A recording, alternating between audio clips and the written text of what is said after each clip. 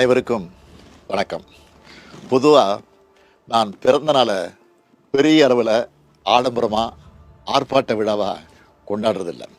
ஆனால் கழக உடன்பிறப்புகள் மக்களுக்கான நலத்திட்ட உதவிகள் வழங்குறது, கழக அரசோட சாதனைகளை, கழக கொள்கைகளை எடுத்து சொல்கிற பொதுக்கூட்டங்கள் நடத்துறதுன்னு செயல்படுவாங்க.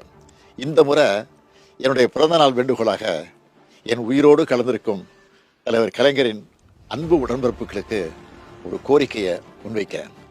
இன்னைக்கு தமிழ்நாடு தன்னுடைய உயிர் பிரச்சனையான மொழிப்போரையும் தன்னுடைய உரிமை பிரச்சனையான தொகுதி மறுசீரமைப்பையும் எதிர்கொண்டிருக்கு.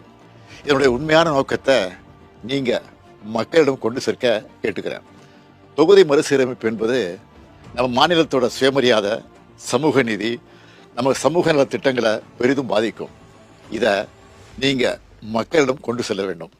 ஒவ்வொருவரும் மாநிலம் காக்க எழுந்து நிற்க வேண்டும். இந்தியாவுக்கே வழிகாட்டியா நாம போராட்டத்தை தொடங்கணும். இப்போ கர்நாடகா, பஞ்சாப், தெலுங்கானா போன்ற மாநிலங்களிலிருந்து நமக்கான ஆதரவு குரல் வந்திருக்கு.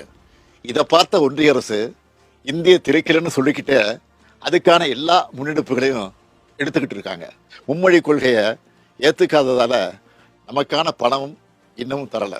அதேபோல் தமிழ்நாட்டுக்கான தொகுதிகளை குறைக்க மாட்டோம்னு மட்டும்தான் சொல்றாங்களே தவிர மற்ற மாநிலங்களோட எண்ணிக்கையை அதிகரிக்க மாட்டோம்னு சொல்ல மாட்டாங்க. நாம கேட்கறது, மக்கள் தொகை அடிப்படையில் தொகுதிகளை பிரிக்காதீங்க. நாட்டோட வளர்ச்சிக்காக மக்கள் தொகையை கட்டுப்படுத்தின தென் மாநிலங்களை தண்டிக்காதீங்க. அப்படி நடந்தால் அதை தமிழ்நாடும் திமுகவும் ஒருபோதும் ஏற்றுக்க மாட்டோம். நாம ஒரு உறுதி எடுத்துக்கணும்.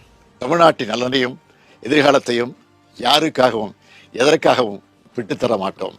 தமிழ்நாட்டுக்காக ஒன்றுபட்டு போராடுவோம். தமிழ்நாடு போராடும், தமிழ்நாடு வெல்லும். நன்றி, வணக்கம்.